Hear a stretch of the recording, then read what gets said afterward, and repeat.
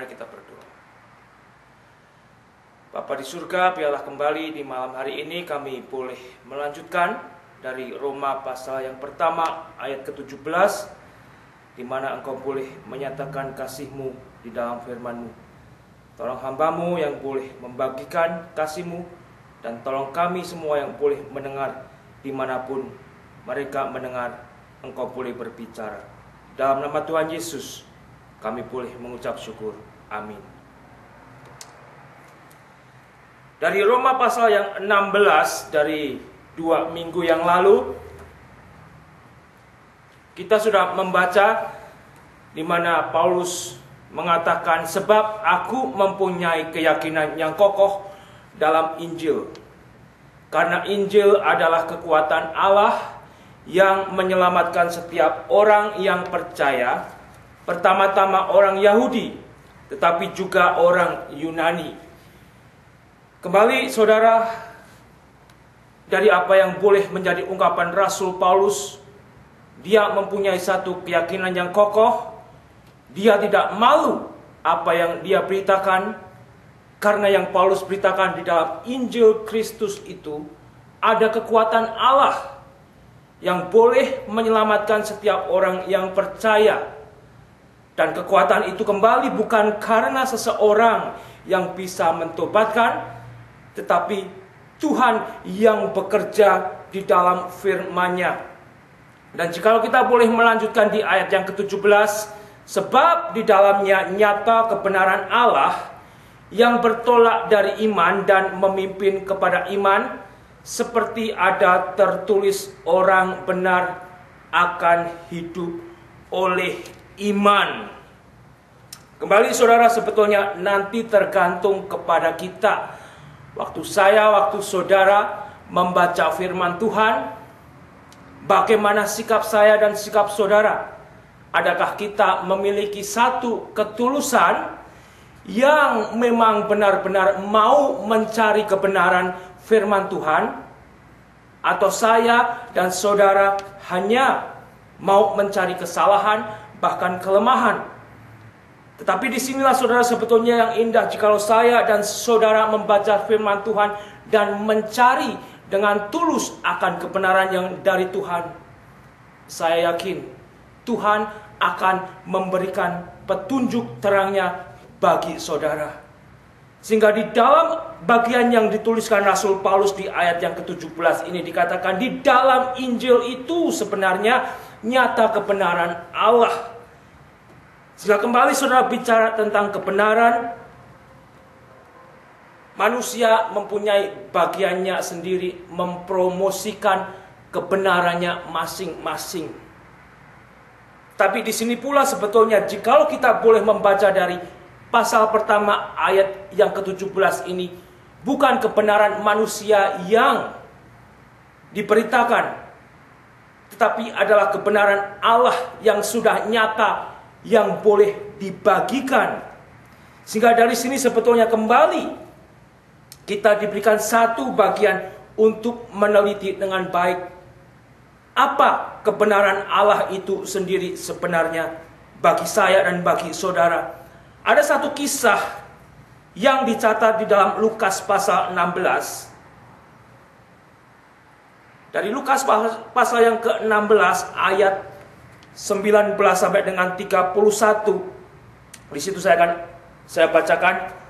Ada seorang kaya yang selalu berpakaian jubah ungu dan kain halus, dan setiap hari ia bersukaria dalam kemewahan. Dan ada seorang pengemis bernama Lazarus, badannya penuh dengan borok, berbaring dekat pintu rumah orang kaya itu. Kita diberikan satu keterangan, ada dua bagian yang berbeda. Satu, seorang kaya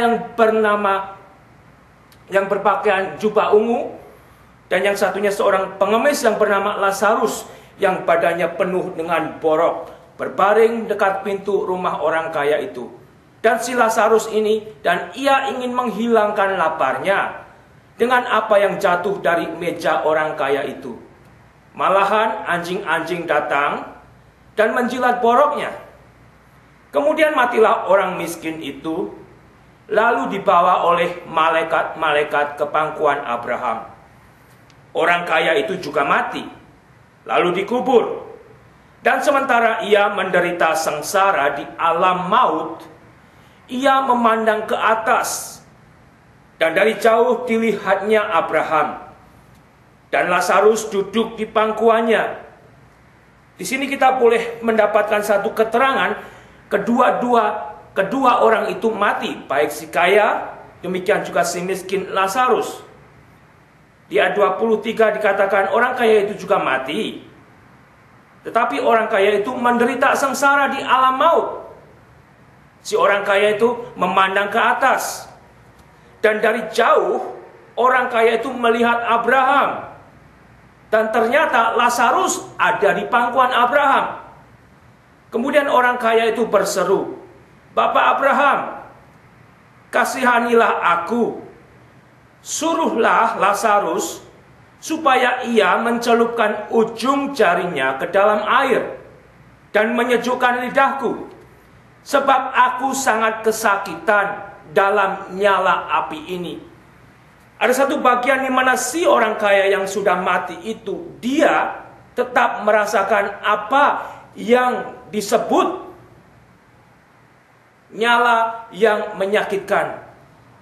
Supaya ia mencelupkan ujung jarinya, ia minta kepada Abraham, kepada Lazarus yang duduk di pangkuannya itu, supaya dia mencelupkan ujung jarinya ke dalam air dan menyejukkan lidah si kaya itu, sebab aku sangat kesakitan dalam nyala api, kata si kaya.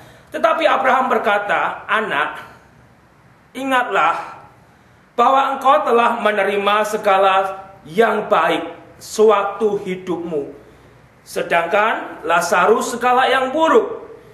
Sekarang ia, si Lazarus miskin, mendapat hiburan dan engkau sangat menderita. Selain daripada itu," Abraham melanjutkan, "di antara kami, antara kamu yang ada di sana yang kesakitan dan kami yang ada di sini, terbentang jurang yang tak terseberangi."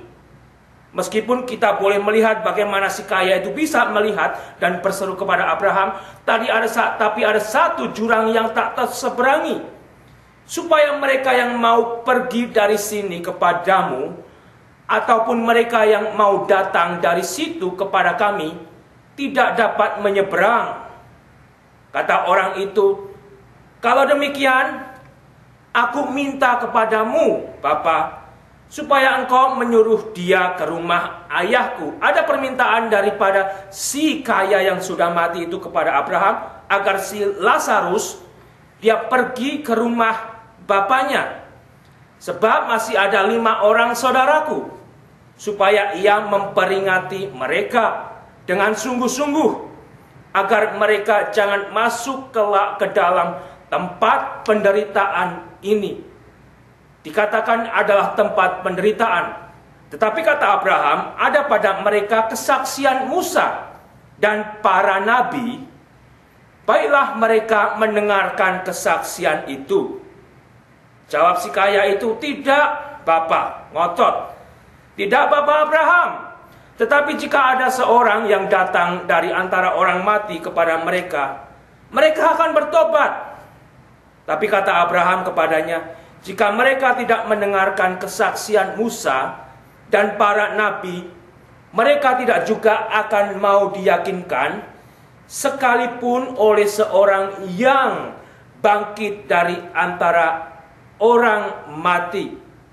Artinya saudara, melalui Lukas pasal yang ke-16, 19, 31, sebetulnya saya dan saudara diberikan satu bagian di mana kita boleh melihat, jikalau kebenaran firman Tuhan itu boleh saya dan saudara dengar, tidak ada yang bisa memaksakan.